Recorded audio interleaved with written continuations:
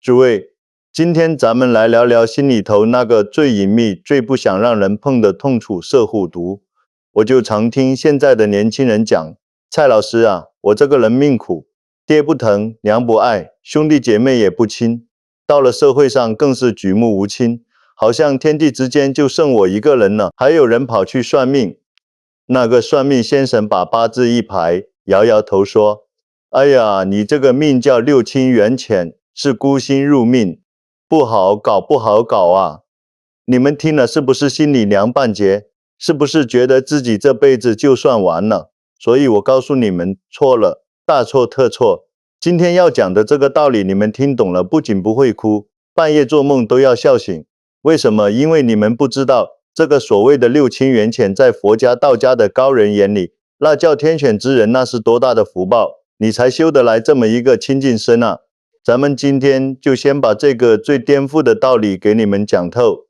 首先，我们要搞清楚什么叫六亲。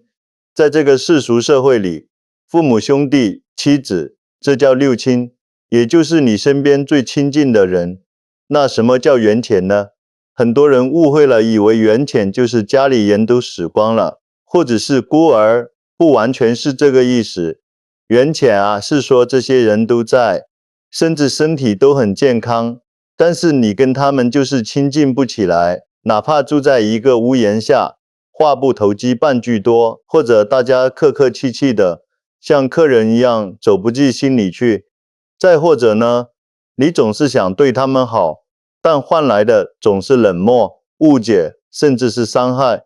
这时候你心里苦啊，你觉得自己是不是上辈子造了孽？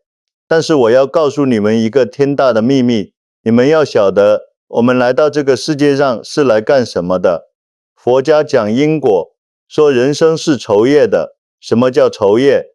就是你上辈子欠了账，这辈子来还账，或者别人欠了你，这辈子来还你。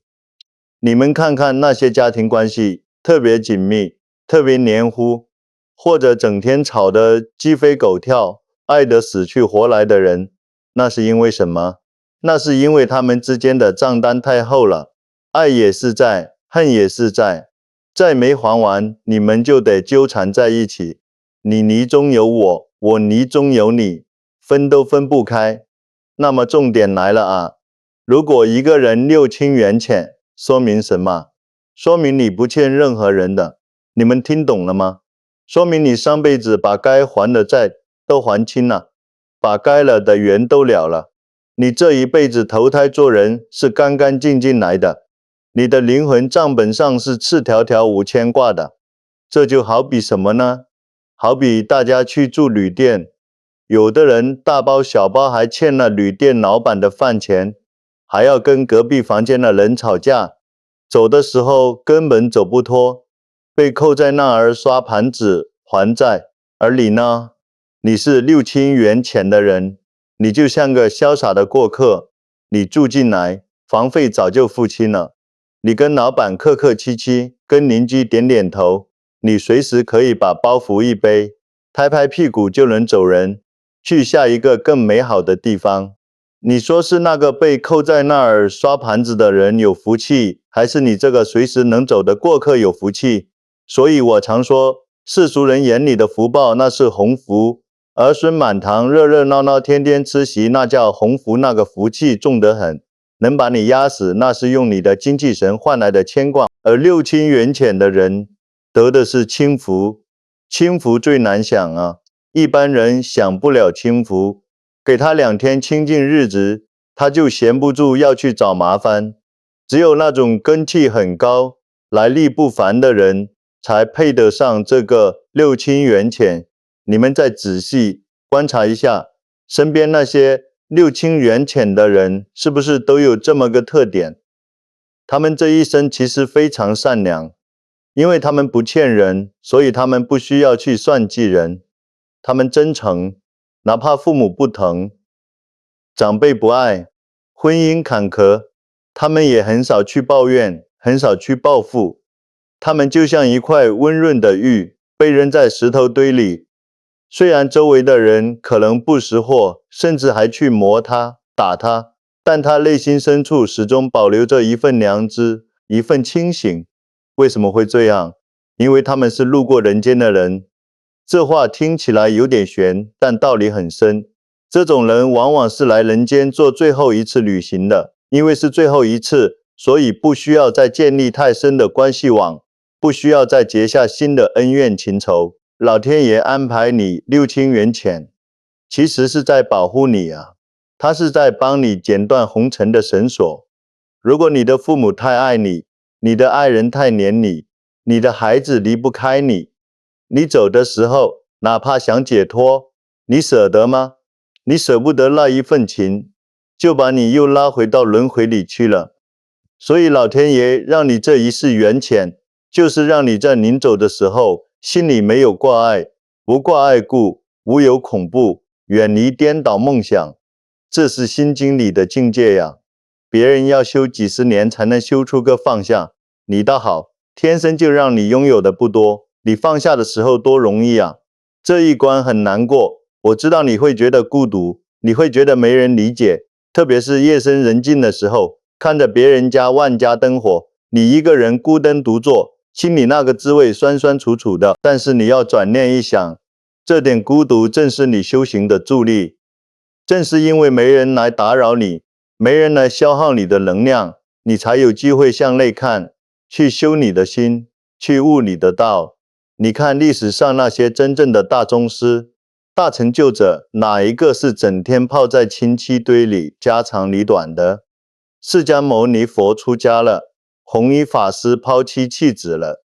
当然，这是示现，并不是叫你们都要出家，而是让你们明白，缘浅是为了让你道深。所以啊，从今天起，别再对着镜子自怨自艾了，别再说为什么爸妈不爱我，为什么老公老婆不懂我。你要对着镜子笑一笑，说：嘿，原来我是个在刚还完的自由人啊。你这一世的任务不是来纠结家长里短的，你是来觉悟的，你是来做了结的。那你可能会问啊，蔡司啊，既然你说我是天选之人，那我怎么看不出来自己有什么特别的呢？我除了孤独，好像也没啥本事啊。嘿，你别急，这天选之人是有记号的。下面我就带你们拿着放大镜好好照一照自己，你们都来对号入座，看看身上有没有这几个神奇的特征。要是全中了，我告诉你，你这就不是凡胎。刚才说了，六亲缘浅的人，那是无在一身轻的天选之人。我知道肯定还有人心里犯嘀咕，蔡司，您别是哄我开心吧？我看我就是个普通人，丢人堆里都找不着，哪有什么天选的样子？嘿，我告诉你们，真正的高人从来都是神光内敛的。但是凡事必有迹象，既然你是带着特殊使命来的，或者说是来做最后了结的，你的身体、你的气场、你的性格绝对会留下一些记号。这叫什么？这叫天命印记。来，大家都把袖子挽起来，把镜子拿出来，咱们这一章就来个大盘点。你们对照着看看，只要中了一两条，那你就得对自己刮目相看了。按照我多年看人、看相、看修行的经验，这六亲缘浅、福泽深厚的人，通常有着5个非常明显的特征。第一点，外表冻龄，干净的像没受过污染。你们注意看啊，身边那种六亲缘浅的人，往往看起来比实际年龄要小。比如40岁的人了，走出去人家以为才27、8，而且这种年轻不是靠打玻尿酸抹厚粉堆出来的，那是一种什么感觉呢？是干净，眼神清澈，皮肤透着一股子清气。为什么会这样？道理很简单，哪怕你是小学6年级水平，你也懂这个理，心累才是真的。老普通人天天为了家里那点破事，为了7大姑8大姨的人情世故操碎了心，今天跟婆婆吵，明天跟小叔子闹，那个心里头全是算计，全是怨气，这就叫浊气。浊气一上脸，就容易长斑，容易生皱纹，看着一脸苦相。而六亲缘浅的人呢，因为他跟家里人牵扯少，哪怕是孤独一点，但他心里少了很多世俗的纠葛，他的心神是相对独立的。中医讲，神清则气爽，气爽则行润。你的神没有被那些乱七八糟的亲情债给耗散掉，你的精气神所在体内自然就显得年轻，显得纯净，这就叫天然去雕饰。第二点，小时候就是别人家的孩子早会，这种人很多从小就表现得跟一般孩子不一样。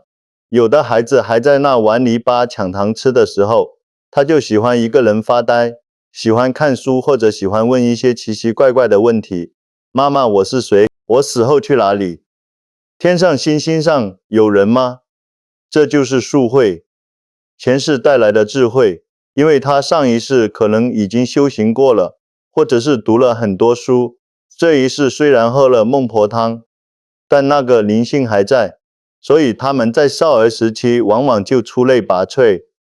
这种出类拔萃不一定是考试考第一名，而是一种超乎年龄的懂事和透彻。他们看大人们吵架，就像在看戏一样，心里跟明镜似的，知道谁对谁错，但就是不说。这种早熟其实也是一种孤独，因为同龄人还在幼稚园，他已经上大学了，玩不到一块去。第三点，身上藏着神秘的胎记，这一点最玄乎，你们自己悄悄检查一下，很多六亲缘浅的人，身上某个隐秘的地方，比如后背、手臂内侧脚底，会有一块特殊的胎记。民间传说，那是阎王爷盖的章，或者是前世受过伤留下的疤。在修行人眼里，这其实是一个记号。怎么讲呢？这就好比你是个特殊工种，或者是个重点关注对象，老天爷怕你这一世投胎投丢了，或者怕你忘了自己的任务，给你身上打个戳。这个胎记往往对应着你前世的某种经历，如果你有这个胎记又恰好六亲缘浅，那你就要警醒了，你可能不是来这混日子的，你是带着任务来，别光顾着吃喝玩乐，赶紧想想你的任务是什么。第四点，对自己对别人都像有洁癖，这第四个特征就是性格上的高标准。这种人往往活得很毒，这个毒不是因为他傲慢，而是因为他看不惯那些虚伪的客套，看不惯那些尔虞我诈，看不惯那些脏乱差的事情。他对自己的要求很高，做事认真，追求完美，他对别人的要求也不低，所以很难容忍别人的愚蠢和欺骗。这也导致了他们朋友很少，因为水至清则无鱼啊，你太干净了，那些浑水摸鱼的人就不敢靠近你。这其实是老天爷在帮你筛人，你要晓得你的能量场很珍贵，不能让那些乱七八糟的人来污染你，所以让你性格稍微孤傲一点，就是为了帮你挡掉那些烂桃花、烂社交。第五点，自带神道的气质，直觉准得吓人。最后这一点最厉害，六亲缘浅的人往往第六感超级强，有没有这种感觉？有时候你还没出门，心里就觉得今天要出事，结果真出事了。或者你第一次见某个人，明明他笑嘻嘻的，你心里就发毛，觉得这人不是好人，结果后来证明他果然是个骗子。这就是前面说的对天道有根基，因为你的心境干扰少，所以你像是一个灵敏的天线，能接收到天地之间的一些信号。有些人甚至能做奇怪的梦，梦见去世的亲人，或者梦见未来的场景。千万别以为自己是神经病，这是你的天赋，这是老天爷给你的补偿。他拿走了你世俗的热闹亲情，但他给了你通达天地的灵性。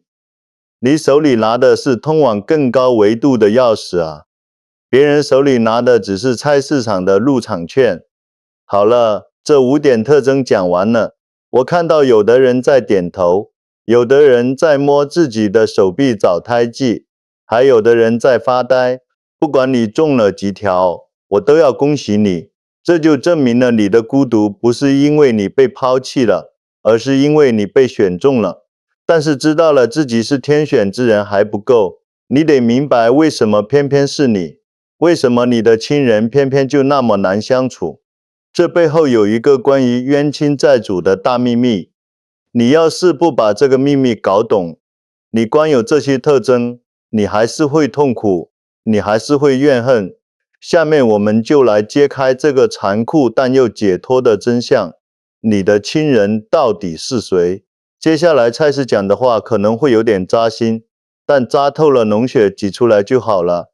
准备好听真话了吗？咱们继续。很多人都在问我，南老师，为什么偏偏是我生在这个家庭？为什么我的父母对我像仇人一样？为什么我的兄弟姐妹要算计我？特别是过年过节的时候，那种痛苦啊，简直比坐牢还难受。你们要晓得，世上绝没有无缘无故的爱，也没有无缘无故的恨。下面我就把这层窗户纸给你们捅破。你的亲人其实都是你的冤亲债主。这话听起来很难听，对不对？怎么能把生我养我的父母，把同床共枕的夫妻叫做冤亲债主呢？但是你要想通透，就得先承认这个事实。佛家讲人生酬业，什么意思呢？就是我们这一辈子投胎做人，就是拿着账本来结账的。为什么会成为一家人？你们以为一家人聚在一起是偶然的吗？是摇号摇来的吗？不是的。俗话说，无恩不结父子，无怨不结夫妻。当然，善缘的夫妻也有，但那是少数。绝大多数的亲缘关系都是因为4个字：讨债还债，报恩报怨。因为你们上一世或者上几世那个账没算清楚，也许是他欠了你的钱，这辈子投胎做你儿子，把你家产败光，那是来讨债的。也许是你上一世欺负了他，这辈子他做你婆婆，天天挑你刺，让你受气，那是你来还债的。这叫什么？这叫缘深。大家记住一句话，缘分越深，债越重，只有欠的多了，这一世才会死死地绑在一起，打也打不散，骂也骂不走，在那互相折磨，互相消耗，这就叫相爱相杀。那回过头来看，如果你是六亲缘浅，说明什么？说明你上一世的欠债很少，瓜葛很小。哎呀，这可是大好事啊！这说明你们之间没有什么深仇大恨，也没有什么救命大恩，所以这一世聚在一起，那个关系就淡淡如水。你看我不顺眼，我看你也不顺眼，或者大家各过各的，一年到头也不打个电话。很多人为了这个痛苦，觉得家里冷冰冰的。傻孩子啊，你要知道这正是你的福气。这说明你们不需要通过激烈的吵架、打架生离死别来还债，你们的关系没有起起伏伏，没有撕心裂肺。这就像2个人走在路上，碰巧同路走了一段，大家都客客气气的到了路口，你往东，我往西，谁也不欠谁。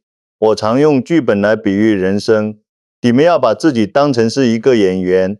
那些家庭关系复杂、整天鸡飞狗跳的人拿的是什么剧本？那是雷雨，是甄嬛传，是苦情戏。那演起来多累啊！那是高难度的剧本，演完不死也要脱层皮。而你们六亲缘浅的人拿的是什么剧本？你们拿的是独角戏或者是散文诗。虽然台上的配角少，虽然有时候看起来冷清，但是你自由啊！你的剧本里没有那么多必须完成的狗血剧情，冤亲债主少，就意味着没人来拖你的后腿。你要晓得，修行最大的牵绊是什么？就是这个情字。多少英雄好汉在外面叱咤风云，一回到家被老婆孩子一哭一闹，心就乱了，志气就短了。多少想修行的人想清静几天，结果父母生病，兄弟借钱，子女惹祸，把你搞得焦头烂额，这就叫尘缘未了。而你呢？因为亲人不亲你，反而很容易摆脱这种牵绊。情让你温暖，但情也会锁死你的智慧。六亲缘浅，就是老天爷帮你把这个最难断的情锁给打开了，他让你这一世无挂无碍，轻装上阵。所以从今天开始，我要你们换一种眼光看家人。每个人都是独立的个体，你的父母有他们自己的因果和业力，你的子女有他们自己的剧本和任务。不要总想着去改变他们，不要总想着去强求亲密。你要告诉自己，他们只是我这一世的同路人，不是我的归属。大家把这一世的客气客完，把该尽的责任尽到，比如赡养父母，这就够了。不要奢求一定要像电视剧里那样母慈子孝、甜甜蜜蜜，那是演戏，那是别人的因果，你的因果就是清净。既然上天给了你这杯白开水，你就别非要往里面加糖，加了糖它就变味了，反而容易馊。讲到这儿，我得提醒一句，有些人听了一半就跑偏了。他说，蔡司既然他们是冤亲债主，既然缘分浅是好事，那我回家就跟他们断绝关系，我就不理他们了。我看他们像仇人一样。停，你要是这么想，那就又掉进沟里了。六亲缘浅和六亲不认，那可是天壤之别，一个是解脱，一个是造孽，这中间的分寸怎么拿捏？怎么样才能做到既不被亲情拖累，又不欠下心的冷漠债？这可是个技术活。下面我专门教教你们，怎么在缘浅的命格里修出圆满的人格。千万别走开，这一步走错了，你就不是修仙，是修魔了。怎么样？这其中的利害关系听懂了吗？要是准备好了，咱们就讲讲这最关键的度，如何做到外冷内热不欠心债。我刚才那个天眼一开，就看见有些人在那瞎琢磨了，是不是有人听了我上一章讲的冤亲债主，心里就开始发狠呢？好啊，原来我爸妈是来讨债的，那我不理他们了，我就当没生在这个家。反正蔡司说了缘浅是好事，我就干脆断绝关系。胡闹，简直是胡闹！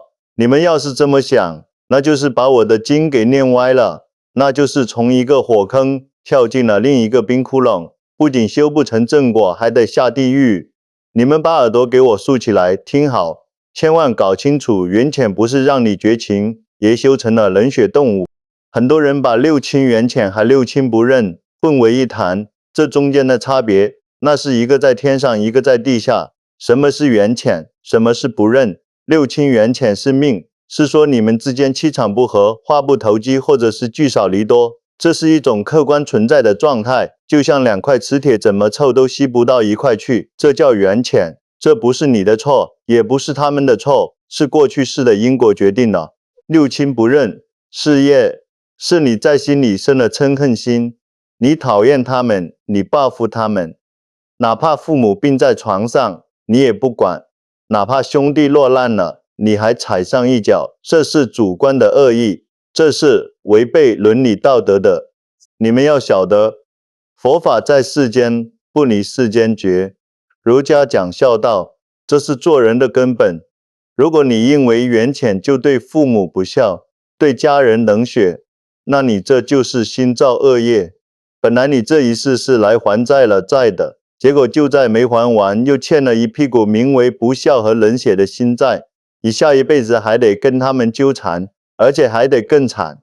但有人要问了，蔡司这就难办了，凑近了难受，断了又是造孽，那我到底该咋办？我送你们8个字：尽职尽责，不动凡心。什么叫尽职尽责？该你做的你一样都不能少。父母养育了你，这是恩，不管他们对你态度好不好，他们老了病了，你得出钱出力，你得赡养，这是还债也是积德。但是注意听，只是还债，不要动情。这话说的有点残酷，但这是保护你。你可以像对待一个尊贵的客人一样对待你的家人。客人来了，你给他倒茶做饭，安排住宿，客客气气，礼数周全。但是客人骂你2句，你会往心里去吗？你会觉得天塌了吗？不会嘛。你会想，反正他住2天就走了，随他去吧。这就是敬而远之的高级境界。敬是礼貌，是孝顺，是责任。这是做给因果看的，做给良心看的。远是心理的距离，不期待他们理解你，不期待他们表扬你，也不在乎他们误解你。很多六亲缘浅的人之所以痛苦，是因为心里还在乞讨。几十岁的人呢，还像个没断奶的孩子，天天伸着手要妈妈你爱我一下吧，爸爸你夸我一下吧，要不到就生恨。你要明白，既然缘浅，那个爱的账户里本来就是空的，你非要去提款，提不出来还要砸提款机，那不是傻吗？你长大了，你自己就是发电厂，为什么要靠别人给你充电？既然家里这碗水是凉的，你就别非要把它烧开，你就把它当凉白开喝，解渴就行，别指望它能像浓茶一样有滋味。当你不再向亲人索取情绪价值的时候，你就真的解脱了。你会发现，以前我妈骂我，我气得3天睡不着，现在她骂我，我觉得她好可怜，这么大岁数了，脾气还这么大，身体怎么受得了？你看，当你心里没有了索取，生出来的就是慈悲心，这就是菩萨心肠啊。所以这核心心法，大家记住了，身在红尘，心在方外，手上的活赡养照顾一样别落，心里的门情感依赖关得紧紧的，这不叫冷血，这叫大智慧，这叫万花丛中过，片叶不沾身。只有这样，你才能把你这一世路过人间的任务完成得漂亮，最后走的时候那叫一个潇洒。好了，道理讲通了，心法也教了，但人非草木，孰人无情？我知道道理你们都懂，但每当夜深人静，那种天地悠悠、怆然涕下的孤独感袭来时，还是很难受。如果我说你这一世的孤独，是因为这可能是你最后一次来人间了。如果这是最后一次，你会怎么度过剩下的日子？下面我不讲大道理了，我要给你们讲一个故事，一个关于最后一次愿望的故事。听完这个故事，你可能会哭，但哭完之后你会彻底放下来。大家把心里那些乱七八糟的杂念先放一放。刚才讲了那么多大道理，我知道你们脑子累了，道理是干巴巴的，故事才是湿润的，能流进心里去。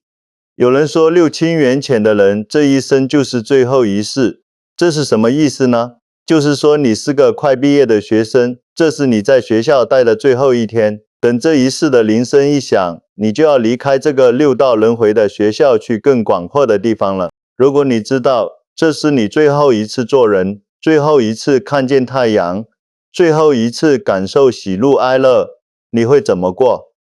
如果你还没想过这个问题，那先听听这个故事。在一个很远很远的小镇上，有一座很古老的庙。这个庙有个传说特别神，说是这里不求升官发财，只求一样东西，这一生最后的一个愿望。很多人都不信，说哪有这么邪乎，但还是有很多人去。故事的主角叫小娟，这个姑娘啊，是个典型的六亲缘浅，她是在孤儿院长大的，不知道爹娘是谁，长大了也没什么钱，也没什么朋友，她就像路边的一棵小草，风吹雨打没人疼，没人爱。按照世俗的眼光，这命苦得像黄连一样，对不对？但是小娟有个特点，她心特别善，虽然世界对她不好，但她从来不恨这个世界，她总觉得哪怕是一个人，也要活得像个样子。有一天她听说了那个庙的传说，她就想，我都苦了半辈子了，我也去许个愿吧。她到了庙里，跪在蒲团上，她没求发财，也没求出名，她闭着眼睛，心里默默说，老天爷啊，如果这是我受苦的最后一世，求求你让我尝尝什么是被人疼爱的滋味吧，我想有个家。就在他许愿的时候，旁边多了一个人，是个男的，叫李明，是个外地来的游客，看着斯斯文文的，眼神很深邃，但是透着一股子淡淡的忧伤。李明也在许愿，他也求了一个愿望，希望能找到一个真正懂我的人，陪我走完最后一段路。两个人一抬头，四目相对，你们晓得吗？这种缘分啊，书上叫金风玉露一相逢，那不是见色起意，那是灵魂深处的认出。就像两个在黑夜里赶路的孤独旅人，突然看见了对方手里的灯，他们很快就爱上了。对于小娟来说，这是她这辈子第一次感觉到温暖；对于李明来说，这是他漂泊人生唯一的港湾。他们一起逛遍了小镇的每一个角落，一起看日出日落，没有什么轰轰烈烈的誓言，就是我想着你吃没吃饭，你想着我冷不冷。小娟觉得自己的愿望实现了，苦尽甘来了。但是佛家讲世间好物不坚牢，彩云易散琉璃脆。命运这个编剧最喜欢开玩笑。李明有个秘密他没敢告诉小娟，他其实得了绝症，医生说他的时间不多了。他来这个小镇本来是想一个人悄悄死去的，但他没想到老天爷在这个时候让他遇见了小娟。这时候李明面临一个选择，是告诉小娟真相，然后推开她，让她别难过，还是自私一点，在最后的日子里贪恋这点温暖。李明最后决定什么都不说，他要用剩下的每一分每一秒全力以赴地对小娟好，因为他知道来日无多，所以他没有脾气，没有争吵，没有计较。普通情侣为了鸡毛蒜皮吵架的时候，李明只是笑着看着小娟，把她的样子刻在脑子里，因为每一眼都可能是最后一眼。日子过得飞快，李明的身体终于撑不住了。在最后那个晴朗的日子里，李明躺在床上，握着小娟的手，小娟早就察觉到了，哭成了泪人。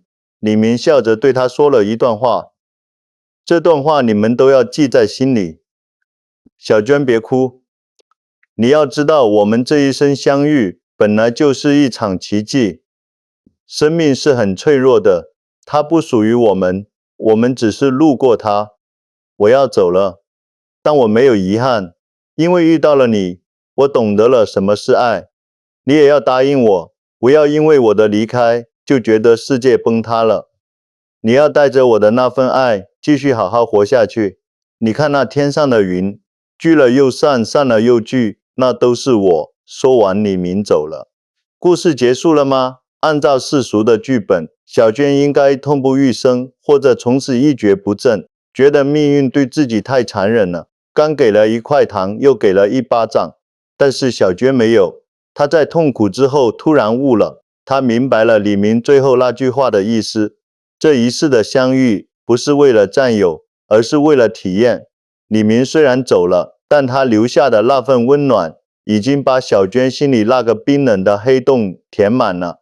小娟开始明白，原来我也只是个路人，既然是路人，就有聚有散，只要过程中我是真心爱过的，结局是什么已经不重要了。讲这个故事，我是想告诉你们什么呢？你们这些六亲缘浅的人你们就是故事里的小娟或者是李明。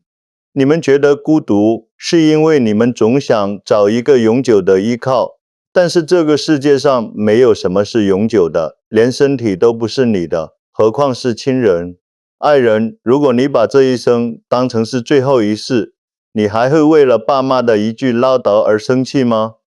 不会了。你会觉得听一句少一句？你还会为了老公忘洗碗而吵架吗？不会了。你会觉得只要他在就好？你还会为了孤独而自卑吗？不会了。你会觉得这正好让我静静地欣赏这个世界。六亲缘浅是为了让你学会珍惜当下，因为你知道缘分浅像露水一样，太阳一出来就没了，所以你才要在露水还在的时候好好的看着它，赞美它。等到太阳出来了，露水蒸发了，你会挥手说一声谢谢你来过，我不遗憾。这才是天选之人该有的气度。故事讲完了，眼泪擦一擦，感性完了，咱们得回到现实，毕竟咱们还得吃饭，还得工作，还得面对在这个社会上单打独斗的压力，特别是六亲无靠的人，在职场上没人脉，在生活里没帮手，甚至还有小人作祟。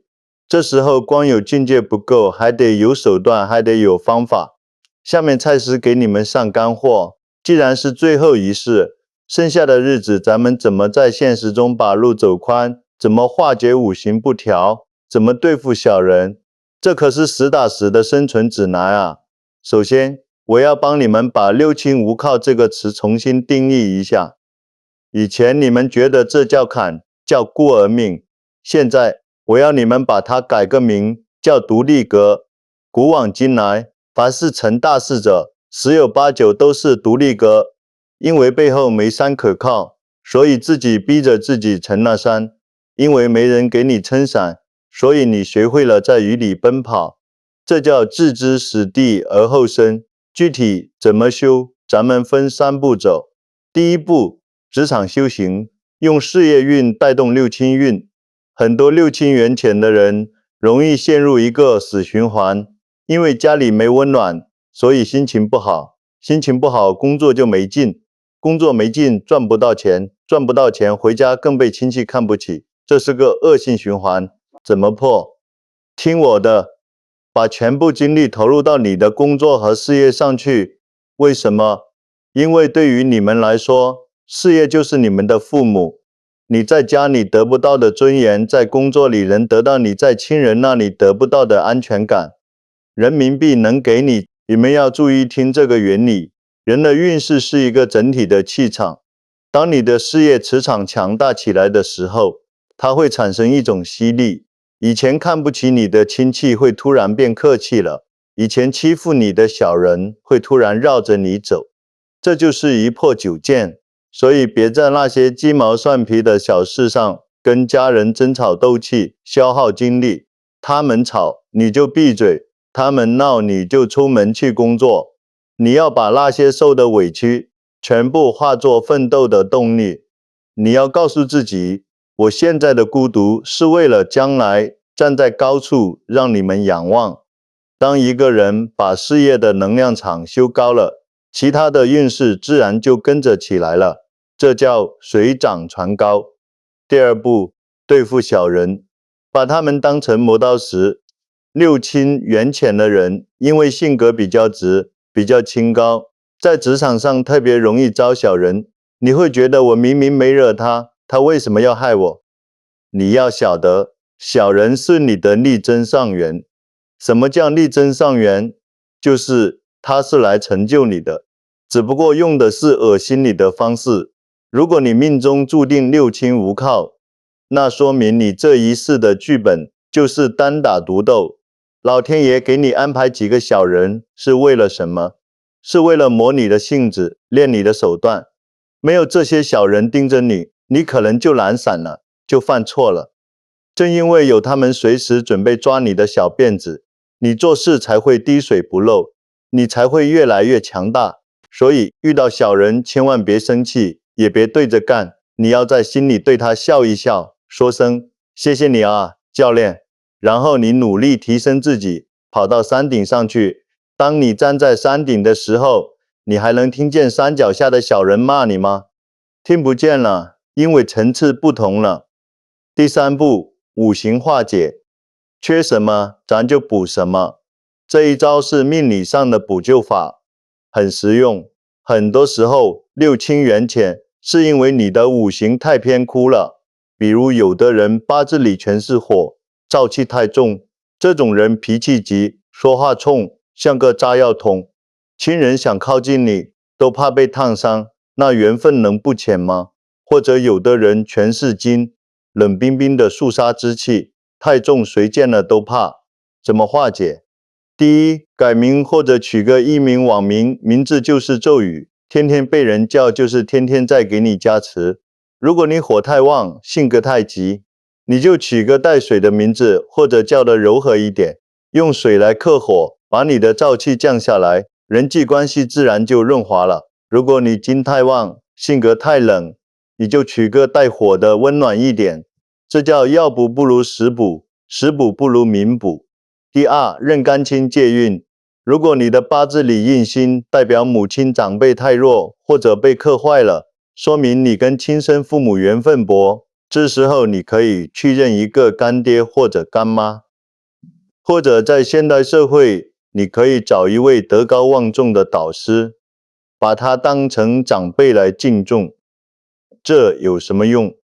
这叫过继气运。既然亲生父母的那个管道堵住了，咱们就接一根新管子，找一个五行能旺你、性格能补你的人做长辈，通过这种后天的人造亲情来弥补先天的不足。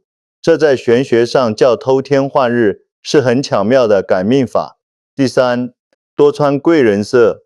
如果你六亲无靠，说明你能量孤立，你要找出你的喜用神颜色。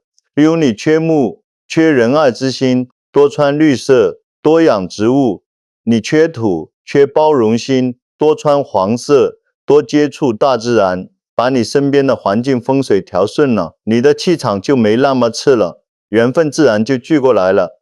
六亲无靠的女人或者是男人，命理往往分为几种结局，有的先苦后甜，那是熬出来的；有的终身孤独，那是没修通；有的大器晚成，那是把孤独变成了力量。你们要记住蔡司的一句话：人受天磨真铁汉，不招人忌是庸才。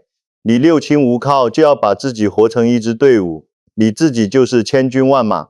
当你有一天不需要父母的帮衬也能买房买车，不需要伴侣的安慰也能内心强大，不需要亲戚的认可也能自信满满，那一刻你就圆满了，那一刻你这一世的任务才算真正完成了。好了，实操的方法也教了，只要你们照着做，把心安在事业上，把手段用在修身上，未来的日子绝对差不了。但是道理讲到这里还差最后一口气，这一口气不提上来，你们只是一个个成功的孤家寡人。我要你们做的是成佛成圣，是真正的大自在。所以下面蔡司说的话非常关键，这是我和你们的君子协定。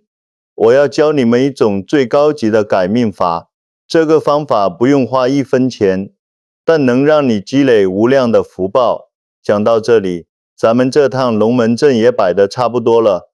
我看了一下时间，今天咱们聊得够久了，但是哪怕你们前面听得迷迷糊糊，或者中途打了个瞌睡都没关系，这最后一段话我要求你们必须打起12分的精神来听，因为这最后一段不是在讲理，而是在传法，是把你这一世六亲缘浅的命彻底翻转成无量功德的钥匙。我知道你们现在的年轻人记性不好，听过了就像风吹过耳边一样，出门就忘。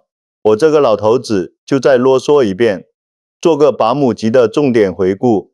你们把这几颗珠子一定要穿好，戴在手腕上，关键时刻能保命，能安神。第一句，别怕孤独，那是你在还清债以后，再觉得家里冷清，再觉得没人疼没人爱，千万别哭，你要马上转念，哎呀，这是我上辈子修得好，这一世无债一身轻。你是来人间做最后一次旅行的过客，行李少点走的时候才潇洒，这是福报，不是诅咒。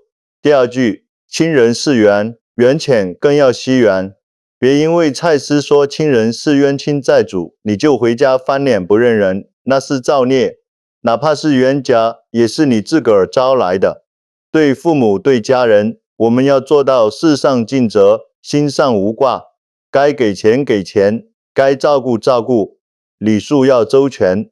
但是心里头别指望他们给你回报，别指望他们懂你，把他们当尊贵的客人，客客气气送走这一程，就不欠心债了。第三句，六亲无靠，那就自己做山，别再到处去乞讨情绪价值了。你命里没有那个靠山，是因为老天爷要让你自己成为一座山，把精力全部收回来，放在你的工作上，放在你的修养上。你要活成一支队伍，你要活成那个能庇护别人的人，而不是到处找庇护的人。不过哪怕你把上面这3点都做到了，你也只是修成了一个独善其身的罗汉。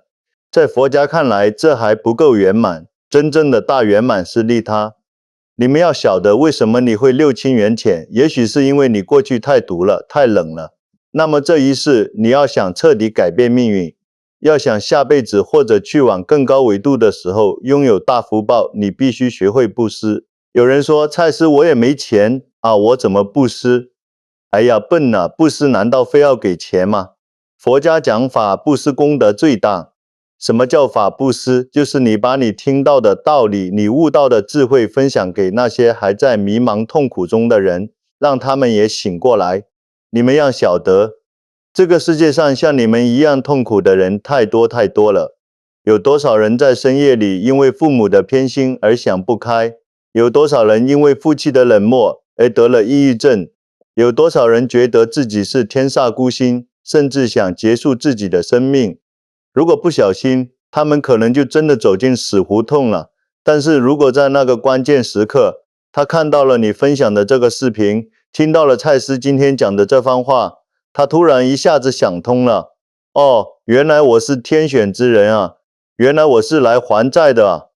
就在那一瞬间，他的心念一转，万事皆转，他可能就不自杀了，他可能就不抑郁了，他可能就放下对父母的仇恨了。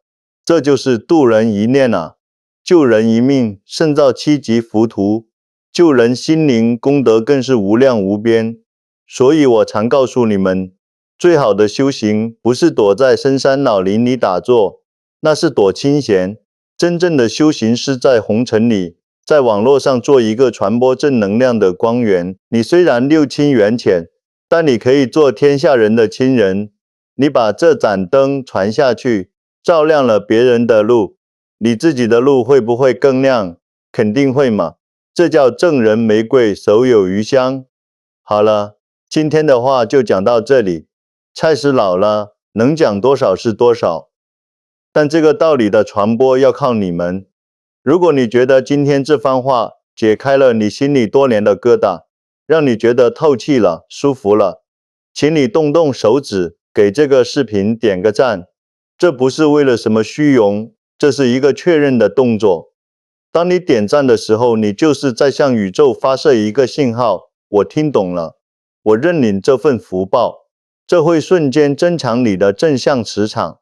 最重要的是转发，把它转给你的亲戚群，哪怕他们看不懂，转给你的朋友圈，转给那些你觉得活得累的朋友。不要小看这一发，你这一转可能就度化了一个正在钻牛角尖的灵魂。如果你的朋友因为你的转发少造了一个恶业，少走了一段弯路，这一份功德会记在你的账上，也会回向给你的家人，为你积福积德。最后，来评论区结个善缘。我希望你们在评论区不要发牢骚，不要诉苦，你们要发善愿。你们可以写下我不欠人，人不欠我，愿一切众生离苦得乐，或者写下我是六亲缘浅的天选之人，我愿用我的光照亮他人。当成千上万的人都在评论区留下善念的时候，这就形成了一个巨大的共修磁场。在这个磁场里，大家互相加持，坏运气都能给你冲散了。最后还没有关注的朋友，记得点个订阅，这不是为了凑热闹，而是为了结个缘。以后蔡司这里有什么好道理，你第一个马上能听到。好了，缘分不强求，有缘自会再会。愿你们这一世虽六亲缘浅，但得大自在，得大圆满。我们下期视频不见不散。